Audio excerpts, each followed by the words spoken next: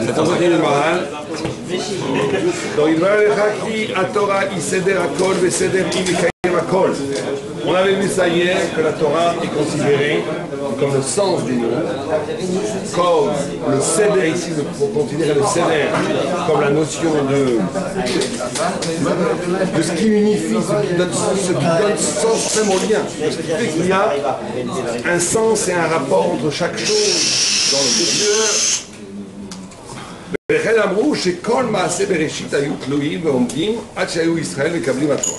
C'est pour ça qu'il y avait une sorte, le monde était en instance de destruction tant que la Torah n'était pas reçue, puisque, encore une fois, on a dit que c'est ça qui va différencier fondamentalement une pensée hérétique d'une pensée thoraïque. Et c'est ça, en réalité, on peut presque couper le monde en deux, et c'est malheureusement que chez les religieux, il y a ça. Et des fois, chez les non-religieux, il n'y a pas ça. C'est comment est-ce qu'on pense le monde? Est-ce qu'on pense que le monde avant tout est tout puissant, la matière est toute puissante? Le monde tel qu'il est, qu'on le voit aujourd'hui, il est tout puissant. Et on rajoute le réel, et on rajoute là-dessus une sorte de paraffine spirituelle, une sorte de, pourquoi pas de la religion, pourquoi pas. Ou bien on va considérer que la Torah, que le sens, que la vérité, elle est fondamentale, et que le réel, et c'est compliqué pour nous de comprendre, n'est qu'une figure matérielle pour donner place à cette vérité. Et le monde se divise en deux. La plupart des gens pensent qu'avant tout il y a le monde, avec sa loi implacable, immuable, inexpugnable, et là-dedans on essaie de donner un petit sens à la vie en donnant un petit peu de spirituel. Ça c'est pas Torah, ça. C'est pas Torah, ça c'est Goï. La Torah c'est que tout le temps le sens est avant l'être. Et l'être n'est apparu que pour donner une place réelle, existentielle au sens. Et ça il faut qu'on travaille sur nous, pour ne pas tomber dans le piège, parce que très souvent on fait ça va avoir des implications de Emouna. Énorme. Parce que si on fait confiance, si on considère que le réel est dans l'inconscient, dans le subconscient, que le réel est tout puissant, bon, à un moment donné, on va dire si je veux m'en sortir. Il faut réagir quand vous avez des choses comme ça très intéressantes. Quand vous avez, c'est à ce moment-là qu'on peut mesurer notre degré de Emouna par rapport à cette problématique de qu'est-ce qui est plus fort, le réel ou la pensée ou la vérité, c'est quand vous avez par exemple une mauvaise nouvelle qui vous arrive. Quelle est votre première réaction? L'avocat, le médecin, bon, c'est aussi simple que ça. Quelle est la première réaction que j'ai? À qui je fais confiance? À Emouna, ça veut dire confiance. Sur qui je repose ma vie? Est-ce que en réalité je fais confiance à l'argent, au pouvoir, aux politiques, ou est-ce que je fais confiance à Dieu? Pour dire les choses le plus simplement, c'est ça. Mais ça renvoie en réalité à une vision du monde. Qu'est-ce qui est premier? Qu'est-ce qui est premier? Qu'est-ce qui est plus fort? Il y a plein de gens qui sont religieux, qui prient 3 fois par jour, mais dans leur inconscient, ils croient que le réel est plus fort que le bon Dieu. C'est vrai, il y a des lois, le réel est plus fort que le bon Dieu. Alors, à Kol Yechol, c'est les Kabbalah qu'on doit avoir, il peut tout faire, tout changer. Et il faut bien comprendre que l'envergure du miracle qui peut se passer dans notre vie va dépendre de l'envergure de notre émouna. On laisse la place à des miracles dans notre vie quand on est capable de croire que le miracle est possible. Mais croire, c'est pas juste dire j'espère que. Croire, c'est qu'on aime homme milvadom. Une fois, il y avait un Gemara arabe, il y avait des sorciers, il y avait toutes sortes de combats entre les sorciers. On pourrait faire des films, les scénarios peuvent faire dans la Gemara, des combats entre les sorciers et les rabbis, c'est carrément des bonnes planées, le nom de Dieu, enfin des choses incroyables. Et il y en avait un rabbi qui disait à une sorcière qui voulait lui faire que des mauvais coups, tous les autres rabbis faisaient toutes sortes de stratagèmes pour contrer les sorcières et les sorciers. Un sorcier n'a pas de force quand il touche le sol. Donc un rabbi avait mis des filets et il avait fait lever par tous les rabbinim. Imaginez une centaine de sorcières, ils ne pouvaient plus rien faire. Donc, et on les a tous tués. Mais bon, elle est arrivée vers le rabbi pour lui faire sa fête. Et lui a dit, vas-y. Elle a mis le vado. Et elle n'a rien pu faire. Mais la Gemara dit, pourtant on ne doit pas faire ça. La Gemara dit elle-même, c'est dangereux. Parce qu'on dit que les... Pourquoi est-ce qu'on appelle une marche Shefa une marche Shefa? Parce que c'est comme Makrish, c'est comme ils sont capables de... C'est un truc incroyable quand on dit ça. Ils sont capables de nier, de détruire la volonté de Tsalès. Quelqu'un ne devait pas mourir, eh bien il va mourir. Le sorcier a la possibilité, quelqu'un qui était prévu qu'il meure dans 50 ans, de le tuer. Non, c'est pas du tout pareil. Comment c'est possible, les choses pareilles? Et Rachid dit là-bas, extraordinaire Rachid, il dit parce que si tu crois aux sorciers, et bien le sorcier va avoir le pouvoir sur toi. En d'autres termes, il faut bien comprendre ça, en 2020. Comment ça se fait? Parce qu'en réalité, qui c'est qui a un destin? Qui c'est qui est au-delà du massacre? C'est que les hommes. C'est que les hommes. Bon, ce gobelet n'a pas de destin. Je peux le détruire comme je veux. Je peux le détruire, couper en morceaux. Je peux en faire ce que je veux. Pourquoi que c'est un objet? Dès que je crois au sorcier, je m'instrumentalise. Je deviens un objet par rapport à la volonté du sorcier. Et donc je tombe dans son champ magnétique de volonté. Donc j'ai perdu mon mazal. Quand on parle du sorcier, dans la Torah, ça peut être le patron. Ça peut être sa femme. Ça peut être ses enfants. Ça peut être son grand-père. C'est-à-dire qu'on se met sous la shlita, parce qu'on s'instrumentalise, on n'a plus son indépendance spirituelle, on se met sous la shlita de l'autre. Dès qu'on se met sous la shlita de l'autre, on perd son mazal. Et donc on peut être tué. Mais lui, il a dit, je suis sous la shlita de Dieu. Vas-y, tu veux me tuer, tue-moi. En od milvado, elle ne pouvait pas rien faire, neutraliser. Il dit que ce rabbi, parce que lui était très grand, peut faire ça, mais quelqu'un de normal, il ne peut pas faire ça, il doit se protéger, parce qu'il faut véritablement en od milvado. Moi, je me rappelle, j'avais un rab qui avait rencontré un bouddhiste, un grand prêtre bouddhiste. Ils étaient comme ça à Jérusalem, ils commençaient à parler de moi, un Rav Goldstein, commençait à parler de moi, et le bouddhiste commence à lui dire le reine n'existe pas. C'est un truc de bouddhiste. Le reine n'existe pas, ils sont genre tout est reprani et tout. Et il avait un gros canon à l'époque, je pensais à 30 ans, c'était un truc qui valait une fortune, 30 000 francs, un truc comme ça. Il lui dit, le rabbi, très très malin, il commence à lui prendre son canon. Il lui prend son canon. Et lui dit non, il lui dit, tu viens de me dire que le reine n'existe pas. Vous voyez, il ne croit à ce qu'on dit. On peut avoir des idées, mais j'y crois pas. Donc la Gemara dit que celui qui doit véritablement croire, Enod Milvado. Enod Milvado. On reconnaît d'ailleurs les gens, pour ça que la Gemara dit cause qui se casse. Quand est-ce qu'on voit la proximité avec Dieu, avec l'argent? Il y a plein de gens, c'est des grands sadikim, mais dès que tu leur touches un portefeuille, c'est fini. Il n'y a plus de bon Dieu, non, je garde mon argent. Quand ils s'énervent et quand ils ont bu. C'est-à-dire qu'à ce moment-là qu'on voit si Dieu est vraiment là dans ta vie ou pas. Bon, en tous les cas, il dit que c'est ça le Seder Olam, et que le monde entier dépend de la Torah. Ça, c'est très important de comprendre. Ça donne un autre sens à la pratique qu'on fait nous tous les jours. Il faut se rendre compte, si on se rendait compte d'une seconde de la grandeur de la pratique de la Torah, on serait en train de danser maintenant dans la Torah pendant comme des fous. Chaque mot de Torah qu'on dit, chaque mot de Torah qu'on écoute, chaque Torah met Kayem le monde, donne au monde son sens. Le peuple juif a le privilège d'être le peuple qui donne le sens à l'être. Et tout le monde comprend bien qu'on ne peut pas avoir. L'homme n'a pas pu être créé pour manger, boire, dormir, s'amuser et se reproduire. Tout le monde comprend ça. Où est-ce qu'on va comme ça avec des sociétés qui produisent de plus en plus de biens, de plus en plus de choses qui tournent en rond et qui amènent à quoi? À rien. À rien. À quoi ça sert? À quoi ça sert? On va faire une autre génération qui va manger, qui va boire, qui va aller au cinéma, qui va dormir, qui va jouir, qui va mourir. Quel intérêt? Aucun intérêt. Le seul peuple qui a un projet politique dans sa charte, dans sa constitution elle-même, c'est de dire on va échapper à notre Torah, on va échapper au cycle de la nécessité matérielle juste de se reproduire, manger, boire, mourir, pour donner un sens au monde. Si tu comprends, qu'est-ce que c'est la démocratie aujourd'hui? Donner un sens à sa vie, pourquoi au monde? Non, parce que c'est en incarnant. Dès que vous faites une mitzvah, vous êtes le but du monde. Le monde a été créé pour que le juif fasse une mitzvah et tue la Torah. La Torah a été créée avant le monde. D'accord? Donc elle est le projet du monde. Donc dès que je réalise la Torah, non seulement je concrétise pourquoi le monde a été créé, mais je fais révéler dans l'être le propre visage intérieur du pourquoi. Donc je donne à l'être sa dimension de pourquoi, donc le mécanisme. Sans ça, le monde détruit. Sans ça, le monde n'a pas de raison d'être. C'est pour ça qu'il y a écrit dans le Pashut,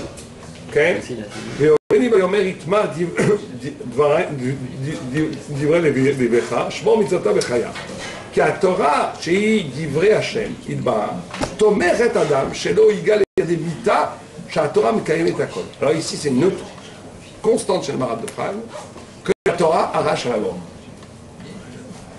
La Torah nous rend immortels. On savait quoi d'être immortel? On meurt pas, on meurt comme tout le monde.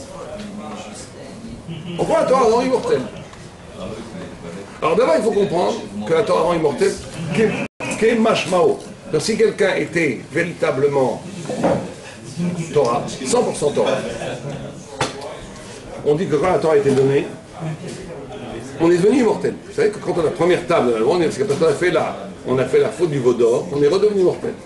Pourquoi est-ce qu'on est devenu immortel? Parce que n'a pas trop de temps, on prend sûrement plusieurs fois après, je vais avancer un peu dans le texte, mais la Torah nous a rendu immortels parce que Am Israël a compris que ce qui était écrit dans la Torah, c'était ce qui était lui-même au plus profond. Vous savez combien que la Torah, c'est pas des ordres.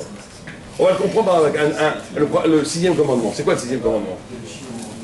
Le 6e commandement à la table de la loi, dans la Sarah d'Ivrot. C'est quoi le 6e commandement? Tu ne tueras point. Maintenant, pourquoi est-ce que je ne tue pas les gens, moi? Parce que c'est un ordre ou parce que c'est impossible pour moi de tuer? Pourquoi vous ne tuez pas votre voisin à gauche? C'est que parce que c'est un ordre? Ou bien est-ce que si vous le tuez, ça vous tuerez vous-même? Bah, c'est sûr que tout le monde, enfin, j'espère ici, il ne peut pas tuer son voisin, pas que parce que Dieu a dit tu ne tueras point. Parce que c'est constitutif de ce qu'il est. Moi, je ne peux pas tuer quelqu'un. Si je tue quelqu'un, je meurs. Tout le monde est comme ça ici. Ça veut dire qu'on comprend, pratiquement c'est facile, on a tous intégré l'autre tirtzar comme une partie de nous-mêmes. Mais en réalité, toutes les mitzvot, qu'est-ce qui se passe? C'est pas ça. Non, ici. Pour la technique, on a tous intégré que l'autre tirtzar, c'était une partie de nous-mêmes. Mais en réalité, plus on est grand, plus il y a des gens ici, je suis sûr, qui ne peuvent pas vivre sans Shabbat. C'est une partie de nous-mêmes. Mais par contre, je ne sais pas moi, une mitzvah qui nous concerne à première vue moins, je ne sais pas, maaké, de faire un maaké, bon, sur mon balcon, il y en a plein, quand ils font un maaké, j'oublie, c'est pas essentiel. Ah ouais, très bien. Ah moi j'ai pas pensé à toi. Maaké, ou des choses comme ça, bon, c'est pas essentiel. Ben, plus on est sadique, plus tout devient essentiel. C'est pour ça que les 613 mitzvahs sont comparés à des membres du corps, et une identité entre Israël et la parole de Dieu. Comme la parole de Dieu elle est immortelle, Am Israël est immortel. C'est pareil. Simplement, pourquoi nous on meurt? Parce qu'on n'est pas 100% Torah. Mais si quelqu'un comme Moshe Rabbeinu était 100% Torah, il ne peut pas mourir. L'ange de la mort, il tournait autour de Moshe Rabbeinu, comme un oiseau sauvage, autour de sa tête. Et après, il a fait une prise de karaté, schlack, il a fait mort de la poussière, comme ça, Mishnah. Comme ça, Midrash, il dit. Et l'ange de la mort ne pouvait rien contre Moshe Rabbeinu, rien. Et non seulement il a dit assieds-toi là, et il a fait les brachot sur Israël. Zot bracha, il a béni Israël, il a dit maintenant tu vas dire Amen. La mort a dit Amen aux brachot d'Israël. Personne, c'est quelqu'un qui coule au Torah, il domine la mort. Simplement Dieu est venu, il a fait le baiser divin, parce qu'il a dit tu vas pas rester là tout le temps, tu dis avec moi. Bon. Mais c'est Dieu, c'est pas la mort, il n'est pas mort, c'est pas une mort. Il est passé directement de la vie à la vie. Il n'est pas passé par la mort. C'est pour ça qu'on n'a pas son tombeau d'ailleurs. C'est pas Shayar qui a une décomposition du corps de Moshe. Moshe, il est Kulo Emet, Kulo Torah. C'est pas Shayar que le processus de mort passe sur lui. Il n'est pas mort. Enfin, il est mort, donc c'est un échameleur, mais il n'est pas mort vraiment. Donc on est mort. Maintenant, pour nous, qui ne pouvons pas, enfin espérons que oui, mais quand même, on va dire que d'un point de vue statistique, depuis Moshe Rabbeinu, très peu de gens ont fait ça. Donc très peu de gens vont arriver à ce niveau où il est 100% Torah, donc immortel. Mais même si on ne peut pas être immortel d'un point de vue, pas chaud, même si les gens vont mourir réduits à la poussière, etc., on doit vivre comme un immortel. Un juif, c'est celui qui vit comme un immortel. C'est quoi vivre comme un immortel? C'est de faire des actions, de vivre des actes, des pensées, des paroles qui ne sont pas réduits, ni façonnés, ni conditionnés par la mort, c'est-à-dire par les circonstances, comme les animaux, par la société, par le monde, par le temps. On doit tout le temps, un vrai juif, chaque fois qu'il fait un acte, il doit dire, cet acte-là, est-ce qu'il aura un sens dans 1000 ans? Cet acte-là, je le fais devant Dieu. Donc on vit comme un immortel, ça va échapper à tous les déterminants. Et la Torah, elle te permet, il n'y a que la Torah qui permet ça. J'avais un grand rave qui disait, celui qui ne lit pas la Torah, il ne peut pas tomber dans les pièges. Il ne peut pas ne pas tomber dans les pièges de la. Enfin, lui, il disait des choses presque que je ne vais pas dire en public, mais quelqu'un qui n'est pas à fond dans la Torah, forcément, il va faire des bêtises. Forcément, il va tomber, il peut avoir une petite patrouille, tout ce qu'il veut. Si on n'est pas dans l'étude qui t'arrache de ce conditionnement, qui te rend mortel, qui te rend animal en réalité, si tu ne t'étudies pas, la seule chose, tout le monde le voit ça, quand on étudie, la Gemara, elle dit dans Vodazara, elle dit à Shrechem Israël, que celui qui, la Torah t'arrache de la Torah. Et c'est vrai, tous ceux qui étudient la Torah, qui s'arrêtent un peu du Torah, le sentent. Quand tu étudies la Torah, tu es au-dessus du Yatzara. Tu t'arrêtes pendant 2-3 jours, c'est une catastrophe. Tu retournes dans le monde, tu sens les. Donc il faut. La Torah, c'est ce qui rend immortel. Quand on dit immortel, c'est pas simplement le temps éternel. Immortel, ça aller dans une autre dimension de l'existence, de la vie. Donc, Brahma, et donc il dit, il est écrit là, Brahma, Shmor mitzvotam, נגד מעשי המצוות, שישמור אותם, ויש בהם חיים. והוא עשה אבות כתשארו. C'est-à-dire que si Shmor mitzvotai, la pratique des mitzvot amène la vie. Il dit, comme Ora'a, c'est une, comment on dirait en français, Shulashon Ora'a. Directive. Non, directive. Instruction. Enseignement. כמו שנקרא התורה בלשון זה, ולא נקרא בשם חוכמה, כמו שנקרא בשם חוכמות ותבונה. Alors là, il dit une chose intéressante, il dit la Torah, elle s'appelle Ora'a, elle ne s'appelle pas Chokhma ou Tvuna. Donc il y aurait une différence radicale dans l'intelligibilité même du discours toraïque. Il y aurait une différence radicale dans le sechel, dans l'esprit, entre l'esprit toraïque et toute forme de sagesse, toute forme de connaissance. L'un s'appelle Chokhma et Tvuna, et l'autre s'appelle Ora'a. Quelle est la différence? Il va expliquer. Il va expliquer, très intéressant ça. C'est vrai, je n'avais pas vu dans notre mal. Pourquoi? Comment je n'écris Béchar Chokhmot? Mipnei qu'il y a Efresh Yesh. Il y a une différence radicale, un abysse. Qui a Torah moré l'Adam et Asher Bedere Ahu Igia et Tachlito Acharon Mashe Efshar l'Adam Lagiahu Aolam Abba. וזה אין בכוח בשום חוכמה, כי על ידי התורה מגיע האדם אל העולם הבא, ולכך ראו לו דווקא לתורה שם תורה, תורה, מלשון הוראה, שהוא לשון הוראה, שמורה לאדם תכליתו האחרון, אשר ראוי לאדם להגיע אליו. לכך אמרו יורני, ויאמר יתמור דבריי ליבך. השם יתברך הורה לאדם תכלית האחרון, איך להגיע את האדם אל העולם הבא. כאשר יתמור דבריי ליבך, ואז האדם דבוק בתורה ומגיע אל תכליתו, והוא העולם הבא. Alors là, il dit une chose très intéressante, très simple en vérité, mais qui est très profonde. Il dit quelle est la différence entre la Torah? Moi, j'aurais dit, n'importe qui aurait dit la Torah vient de Dieu, et les autres Chokhma viennent des hommes. Ce qui est logique d'ailleurs. Mais il dit que c'est pas ça la différence. C'est sûr que c'est différent, mais c'est pas ça la différence pour nous fondamentale. Parce qu'en réalité, tout vient de Dieu. La Chokhma aussi, c'est une révélation d'une lumière divine qui est à la base de toute création. Il dit parce que toutes les autres Chokhmot, il le dit ça dans d'autres textes, ce n'est qu'une révélation de ce qui est. Toute Chokhma, la physique, révèle la structure de la matière. La biologie, la structure du vivant. La médecine, comment la structure du corps, etc. Qu'est-ce que c'est une Chokhma en réalité? Ce n'est que de révéler ce qui existe déjà. Alors que la Torah, elle ne fait pas que révéler ce qui existe déjà. Elle te montre où tu dois arriver. Elle te montre le but de la création. Le but de la création. Bon, tout le monde comprend. C'est-à-dire le but de où tu dois toi arriver. Où tu dois toi arriver. Aucune autre Chokhma peut te dire où toi tu dois arriver. Pourquoi? En quoi ça révèle? Ça montre que c'est transcendant, que ça vient de Dieu. Parce que tout le monde comprend que pour te montrer un but, vous ne pouvez pas avoir le but de quelque chose si vous êtes dans la chose. Il faut être hors de la chose pour avoir le but. Pour te montrer l'au-delà de la présence. Pour te montrer où tu dois arriver. Ça, il n'y a qu'une Torah, il y a quelque chose qui vient de Dieu qui peut te dire, comme il est au-dessus de l'évidence, peut te dire ton but. La Torah est la seule façon d'arriver au Olam Haba, parce que justement, elle participe du Olam Haba. Elle est nourrie par une dimension qui n'est pas structurée par l'être.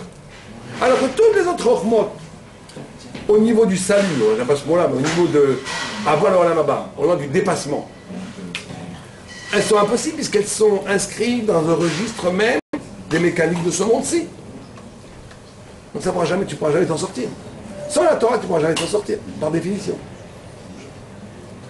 Ce n'est que la Torah qui est hors monde, qui vient de l'hors monde, qui peut te montrer le but du dépassement du monde.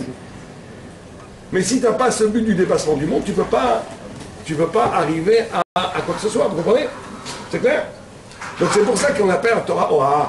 Ce n'est pas une Chokhma. Ce n'est pas qu'une Chokhma. Ce n'est pas juste une Chokhma qui révèle la nature des choses. Elle te montre où vont les choses. Et où vont les choses et où toi tu dois aller pour arriver, c'est quelque chose qui n'est pas évident dans la présence. C'est quelque chose qui est caché, qui est mystérieux, qui ne peut être dit que par Dieu. Et la grande recette de la Torah, c'est que Dieu nous a associés à un regard de Dieu. Il nous a, nous, associés, hommes, à une dimension d'existence qui est l'existence divine, qui n'aurait jamais pu naître à partir de la présence du monde. C'est ça la Torah. Si on reconduit dans la Torah elle-même des mécanismes de comportement ou de réflexion qui sont parallèles, identiques à ce qui se passe chez les goïms ou une pensée profane, c'est en réalité un chilou de la Torah. Pas shoot. On ne peut pas agir, penser, on peut avoir les mêmes midotes, les mêmes comportements salis par des jalousies, par des conflits, par des lachonards, ce que vous voulez, avoir des mêmes ambitions d'ego et tout ça, si on est à tort, parce que ça voudrait dire qu'on est complètement à côté de la plaque. Pourquoi le Maral il utilise le Tam Be'ora ici pour expliquer le chemin, enfin qui nous explique pourquoi on doit aller, pourquoi ça aboutit au Lamaba, et pas le langage de Ora pour simplement ce monde-ci, le chemin de ce monde-ci, pour la vie de ce monde-ci. Parce que je vais expliquer maintenant. Parce que pour ce monde-ci, tu as besoin de la Torah. Pourquoi? Parce que c'est ça qui sous-tend tout ce fondement. Donc il n'y a pas de différence non, il faut bien comprendre. L'instruction de... Oui, non, parce que le monde, c'est ça, la Torah, ce monde-ci, à la limite, vous avez des sagesses grecques, les sceptiques, ou bien énormément les stoïciens, ils vont vous arriver à un niveau où on va vivre en harmonie avec le monde. Ils vont donner une sagesse. Mais vous reprenez la plus grande sagesse grecque, c'est une façon de vivre en harmonie, ou même chez les religions, bouddhistes, ce que tu veux, ils arrivent à vivre en une sorte de paix intérieure, de sagesse, où, ça y est, je ne suis plus saisi par la passion, par le désir, par la vengeance. On peut arriver à ça. Un goy peut arriver à ça. Vous pouvez comprendre qu'un goy, il peut être très spirituel, mais il n'a pas de gdusha. Un goy, il peut être plus spirituel que nous, mais il n'a pas de gdusha. C'est quoi la gdusha? La gdusha, c'est la séparation. La séparation, c'est quoi? Procéder justement qu'un acte, une parole ou une pensée prenne racine dans quelque chose qui est kadosh, c'est-à-dire qui est séparé, qui n'est pas d'ici, qui est de l'au-delà de l'être, du radicalement autre. J'ai besoin de la Torah pour ici alors. Comment? J'ai besoin de la Torah pour ici. Non, la Torah a pour vocation de vous amener au Lamaba. C'est ça la Torah. Alors, bien sûr qu'on n'est pas une négation du monde, mais la Torah, c'est de faire la jonction entre le fini et l'infini, l'éternité et le temporel, la vérité absolue et la vérité relative du monde. Or ça ne peut être que si déjà dans le départ, dans ma façon d'exister ici, ce que je pointe, c'est l'au-delà.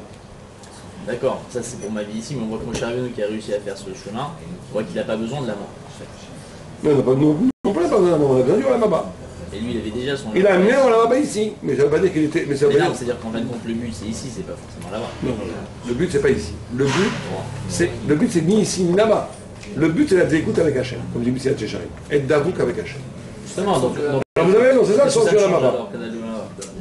Mais c'est ça le Lamaba. C'est ça le Lamaba. Le Lamaba c'est la dégoûte avec Hachem. Simplement ici le Lamazé, pour la plupart, pas pour Moshe Rabbeinu. C'est pas la même chose deux fois. C'est un absolu. Non, mais quand même une différence radicale entre Lamazé et Lamaba, c'est le masque. D'accord, c'est l'être. Justement, une fois que je comprends que la Torah elle est déjà le soubassement, alors que ça change. C'est-à-dire que Moshe Rabbeinu il a compris ça, donc il a réussi à passer. Il a enlevé le masque. Et alors? Donc s'il a enlevé le masque, donc il vit déjà son Lamaba ici, donc ça change. En fait, le Lamaba. Mais nous aussi on veut le Lamaba ici. C'est le but. Toi tu découpes au niveau du temps, à la vie et la mort. Oh Lamaba, Shabbat c'est maintenant Lamaba. Tout grand moment de mitzvah te fait goûter un tout petit... Bon, on dit, le Midrash dit que vous savez que quand la terre, elle a... Dieu lui avait dit de faire des troncs qui avaient le goût des fruits. Vous connaissez ce Midrash? Et la terre, elle a refusé, elle a fait des troncs qui n'avaient pas le goût des fruits, elle a fait des fruits qui avaient le goût des fruits, et le tronc était sec. En réalité, ce Maharal explique que c'est... que Dieu voulait un peu ce que vous vouliez. Qu'il voulait que Dieu, en essence... Bien sûr que Dieu il veut même ce que la terre désobéit, c'est prévu par Dieu. Mais Dieu il voulait en essence qu'il n'y ait pas de différence entre la mazé et la maba. C'est-à-dire que quoi que j'aurais fait une mitzvah, j'aurais goûté tout le tam de la mitzvah, le olamaba de la mitzvah. Ouais. Comment? Qu'est-ce que ça veut dire de la terre désobéir? Bon, ça c'est une question très importante. Bon, il faudrait 10 minutes avant pour l'expliquer, alors on ne va pas le faire maintenant, mais on en reparlera, pourquoi pas. Mais acceptons ça comme chose, que la terre a désobéi. Ça veut dire quoi qu'elle a désobéi? C'est que c'est la nécessité. C'est la nécessité. C'est la personne qui rejoint certaines pensées scientifiques aujourd'hui, dans lesquelles nous on est très contre. Parce que vous savez, c'est très gros ça. Les scientifiques ils expliquent les miracles l'une après l'autre qui amènent la vie et l'existence par la nécessité. Il fallait que ça soit comme ça, donc c'est comme ça. Mais bon, c'est une idée complètement incroyable, complètement mystique, qui est prégnante chez les scientifiques. Hein. Incroyable, c'était comment, quand on est obligé de justifier un discours, on dit n'importe quoi. Enfin, on dit pas n'importe quoi, mais on devient croyant, et mouna. C'est la notion de nécessité, le hasard et de la nécessité, mais pour nous, on va dire très rapidement, la Terre a compris que que c'était sa propre mort annoncée s'il n'y avait pas de différence entre l'acte et le sera. Parce qu'imaginez que les mitzvot auraient le goût du Olam Haba. Est-ce qu'il y aurait une personne qui ne serait pas de Tzadik Gamour? Tout le monde serait Tzadik Gamour, tout le monde. Et il y a un texte du Rav Dessler, je crois, ou j'ai un Balmoussa, contemporain, je ne me rappelle plus qui dit que si quelqu'un est monté au Olam Haba une seconde, il voyait une seconde ce qui se passait là-bas, après la mort, une seconde. Il reviendrait ici, il serait le Tzadik, il pourrait même... Pour lui, une avéra, ça serait pour vous comme je mangeais des aiguilles. C'est impossible. Il serait jour et nuit comme un fou à faire des mitzvot, et ça serait l'effroi total dès qu'il entendrait une porte de la chaudière, il se couperait l'oreille. Impossible. Impossible. Nous, c'est le masque. On ne voit pas la chose. Mais c'est ça que la Terre a fait. Parce que la Terre a compris que s'il n'y avait pas... Alors, donc c'est vrai que le fruit, le tronc est sec. On met les tefilines. Vous savez qu'en réalité, ceux qui font comme ça, qui sont en grande extase quand ils mettent les tefilines, ou c'est vraiment des très grands sadiques, mais la plupart du temps, c'est des charlatans, parce qu'en réalité, c'est un takatour. On ne sent pas, c'est sec comme un tronc. C'est en Olam Haba qu'on va ressentir le tam des tefilines. On peut... Mon cher Rabbeinu, oui, parce qu'il a amené dans Olam Haba ici. Mais, vous comprenez, c'est ce qui est plié sur le haut et déployé. Il y a quand même une différence. Maintenant, quand vous dites, quand il dit que la Torah t'amène au Olam Haba, ce qui est important, c'est pas l'ordre chronologique.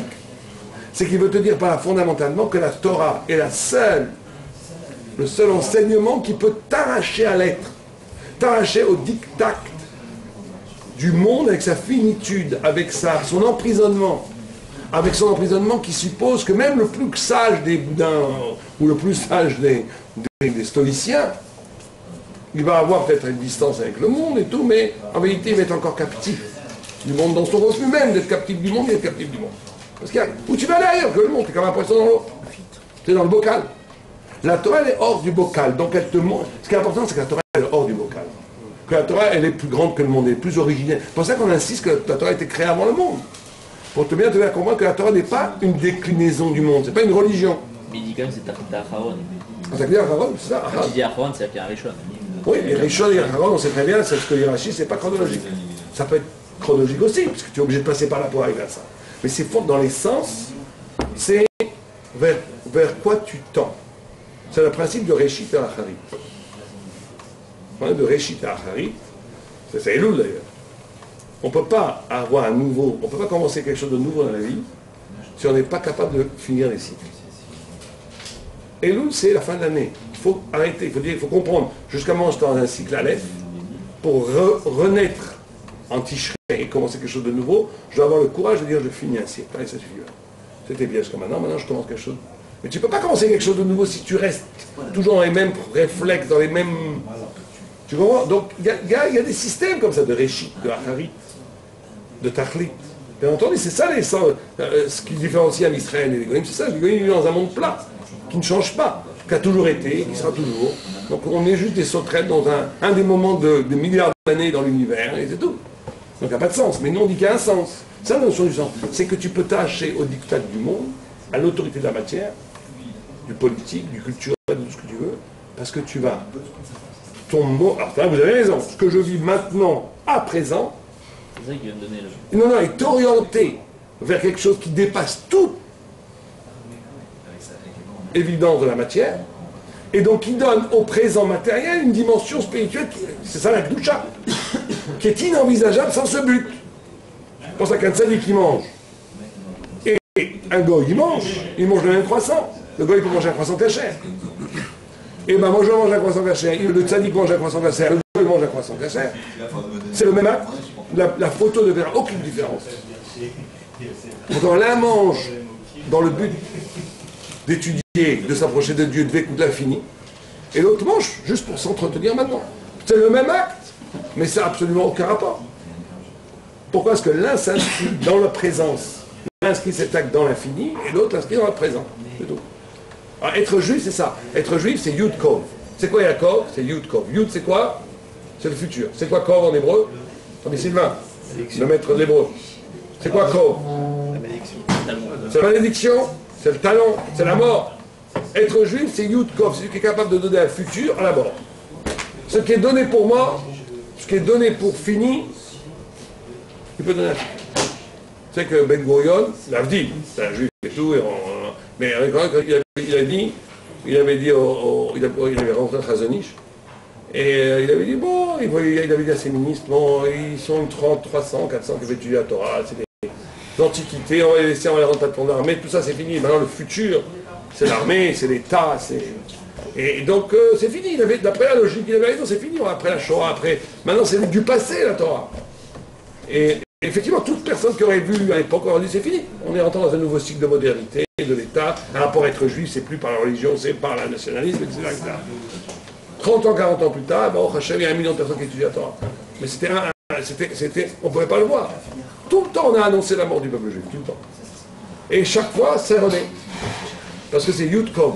Parce que justement, on est lié à quelque chose qui... Si tu n'es que dans le Kov, que dans l'être, tu as des règles de l'être qui t'annoncent ta mort. Mais si tu prends racine dans quelque chose qui est au-delà de l'être, tu es immortel. Donc tu fais toujours revivre les choses qui étaient annoncées pour moi. C'est ça être juif. Être juif, c'est de refaire. Mais ça passe par le but. Bon, on va respecter les horaires, on va être 31 minutes, on a dépassé 10 minutes.